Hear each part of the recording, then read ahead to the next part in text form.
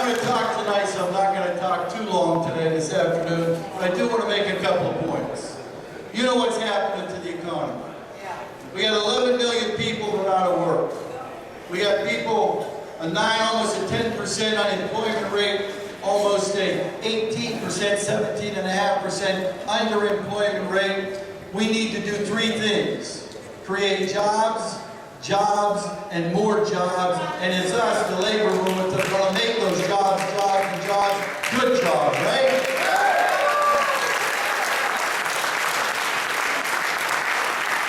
You know, this all started about 30 years ago.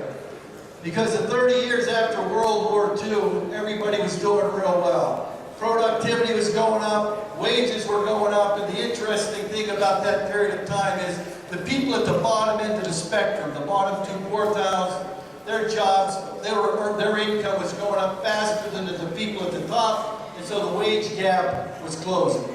Since the mid-70s, that's been reversed. Union density went from 35 to 37% down to 12.5%. And so the money that we make, the money that each one of you make, off your hard work and off our backs, isn't getting spread evenly around the country, and the economy suffers. You can't have an economy that's driven by consumer spending when consumers don't have any money in their pocket. You can't borrow your way into the middle class. You've got to bargain your way into the middle class, right? But guess what? We just got health care done. This is the first step in it. We still have a ways to go. Now we're going to turn on Wall Street. My brother was yelling a chant, "Good jobs now, make Wall Street pay." They destroyed those jobs. They ought to pay for creating those jobs. And we can make them do that.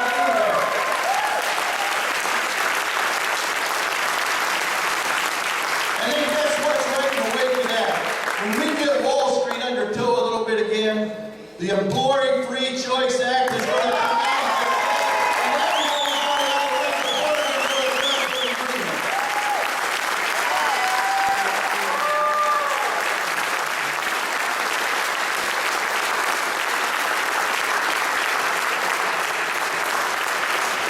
And don't let anybody, and I mean anybody, tell you different. Because think back in history a little bit. They tell us when we were trying to do the Civil Rights Act, be patient. Just take little steps at a time and you'll get there.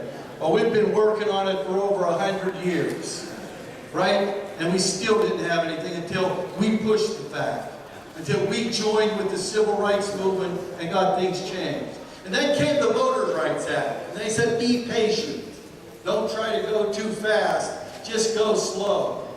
Then came health care just recently. Go slow. Don't try to move too quickly. Well, I want to say this to you. It's always the right time to do the right thing. And the right thing for America is the Employee Free Choice Act. And we're going to do it.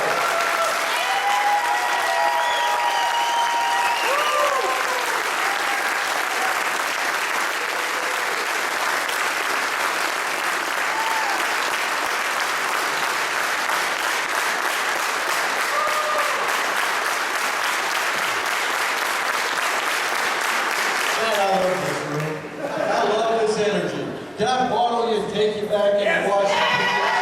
I swear. I go into rooms with some of those legislators, I'm going to tell you. It's like they lost their puppy and they didn't know what to do. They're looking down at the ground, no energy, feel defeated. The Democrats, I got to tell you, have a little bit more spring in their step right now. Since we got the health care bill passed, we got a couple of people recess appointed to the NLRB, so it's a function again.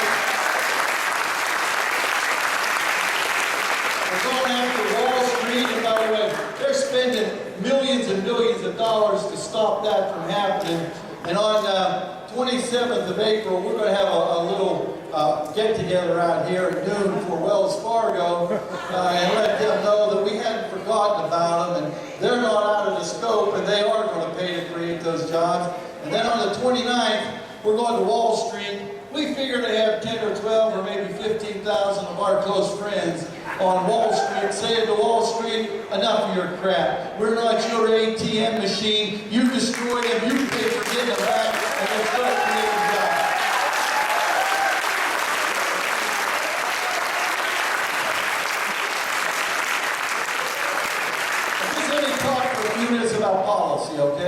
Because we're not just talking about creating jobs, we actually have a 5-point plan that will create jobs. The first point is we have to extend unemployment benefits in COBRA so that the 6.5 million people that have been laid off for over 6 months don't get shut out. If they stop spending, this economy goes back in the tank. Fortunately, we broke the Republican filibuster the other night.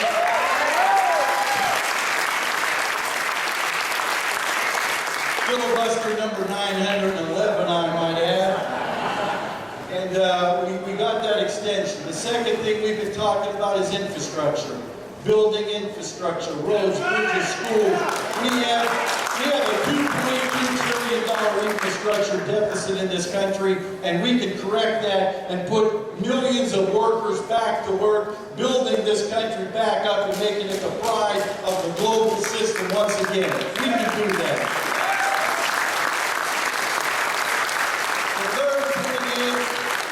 We can't let our states and our local governments stop spending. You know about that here. You know how many teachers have gotten laid off. You know that there's about 4,000 people about to get laid off in Los Angeles right now because you don't have the money. So the third part of that program is to give loans, aid, money to the state and local government so that we can keep vital services like police officers and firemen and teachers and public workers on the job and not have them on the unemployment rolls as well. Point number 4, we want the government to start looking at distressed areas where there's high unemployment rates, targeting jobs that they can help us create. And then the 5th thing is, of course, after we bailed out the banks on Wall Street, after they took their big bonuses, $145 billion worth of that last year in wages and bonuses, or salary and bonuses, they still haven't been lending to small business and mid-sized businesses so that they can create jobs. So our 5th proposal is take the TARP money that hasn't been spent, the money that's been paid back, give it to those small banks so that we can get lending out to small and mid-sized businesses and start creating those jobs.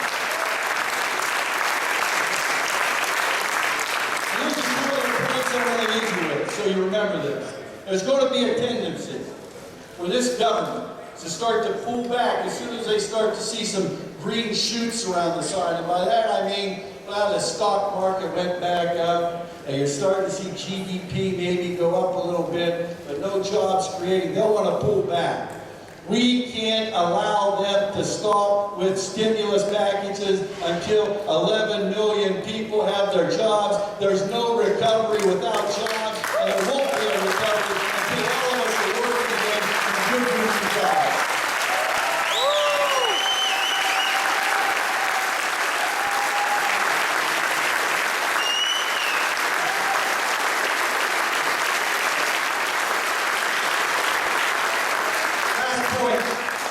Last point, the other thing is we have to get the government to start looking at the proper scale.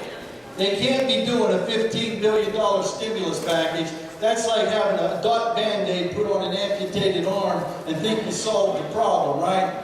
We need to keep pushing the government so that they spend at the level that they need to spend to create 11 million jobs and get this economy going. And all those naysayers that say, oh, what about the deficit? Trust me. We don't have a short-term deficit, but we do have a short-term job crisis, and if people aren't working, that deficit will get worse, not better. The way to end the deficit